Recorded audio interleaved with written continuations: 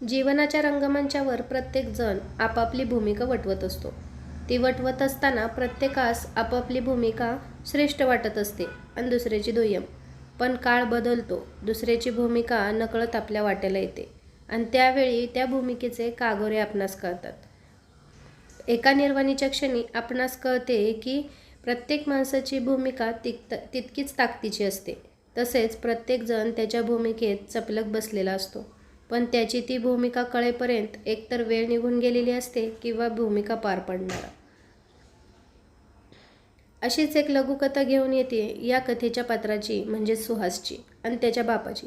सुहास एका त्रिकोणी कुटुंबात जन्माला येतो. आई, वडील आणि तो असा सुखी संसार सुरू असतो.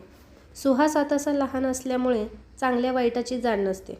आईच्या मायेची सावलीत आणि बाबांच्या शिस्तीत त्याचे बालपण फुलत जाते. पुढे शाळेत दाखल होतो. आईची माया तुझभर कमी होत नाही, पण बाप तो मात्र हळूहळू बदललेला दिसतो. अंगाखांद्यावर खेळवणारा तो बाप हाच का, असा प्रश्न पडावा इतपत फरक जाणवत जातो.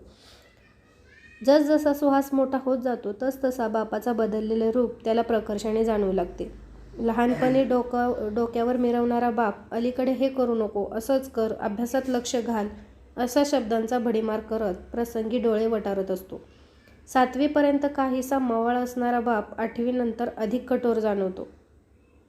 8वी ते 10वी ह्या कालावधीत बाप म्हणजे कसाईच की काय, अशी त्याची मनाची धारणा होते.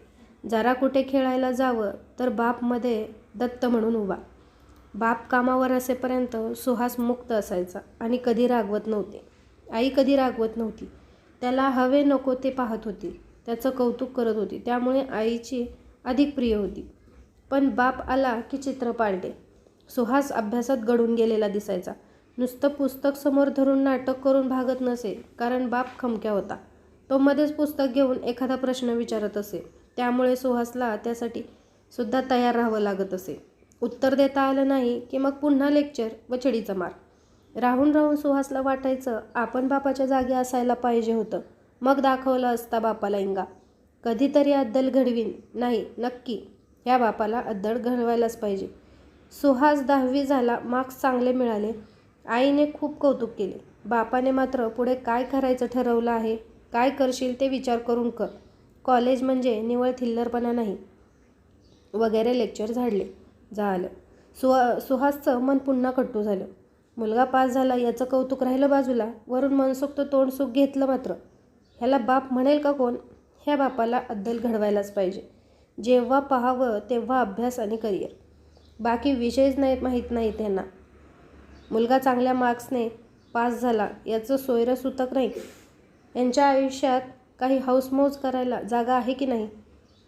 काय साली जिंदगी आहे. हे बाप म्हणजे मुलाच्या कुंडलीतले साप आणि साप, जेव्हा बघावं तेव्हा फुत्कारत असतात. नाही, या बापाला अद्दल घडायलाच पाहिजे. कॉलेज सुरू झाले. सुहास रमला कॉलेजमध्ये. आता ओठांवर छानशी मिसरूट वजा लव फुटली. दिवसभर सुहास मस्त धमाल मस्ती चालू असायची. संध्याकाळी पुन्हा शिस्तीचा बडगा. जरा कधी कुठे बाहेर भटकताना दिसला की बापाच्या तोंडचा पट्टा चालू.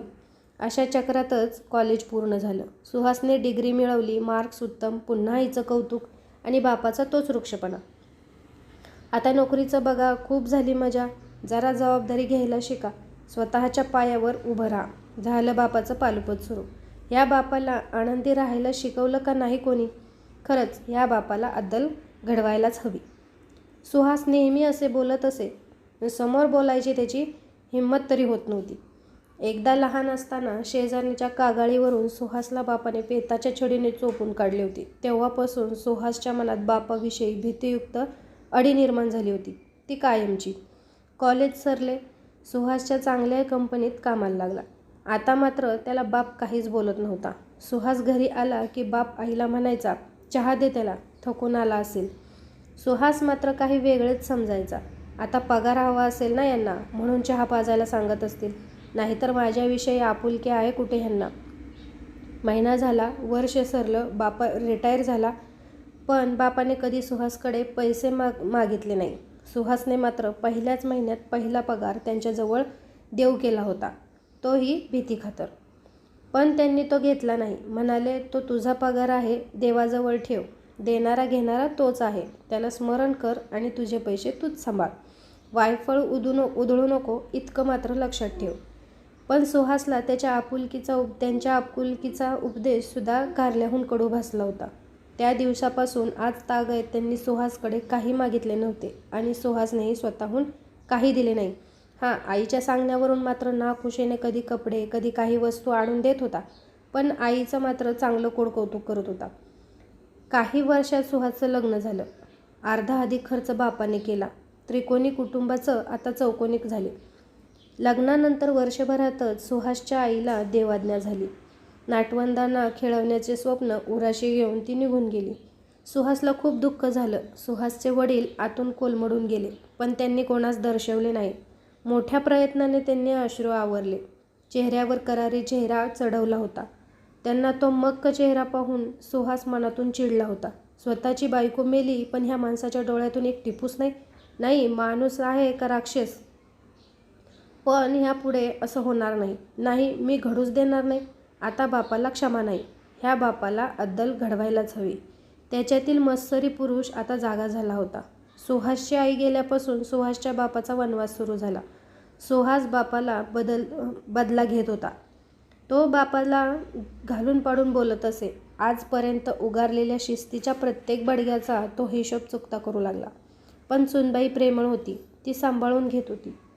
सुहासकडे मोकळा न होणारा बाप सुनेकडे मात्र मुलीप्रमाणे मन मोकळ्याने बोलत होता. नाहीतरी पत्नीच्या पश्चात बाप बोलणार तरी कोणाशी? मुलगा तर नजरेसमोर ठेवायला तयार नव्हता.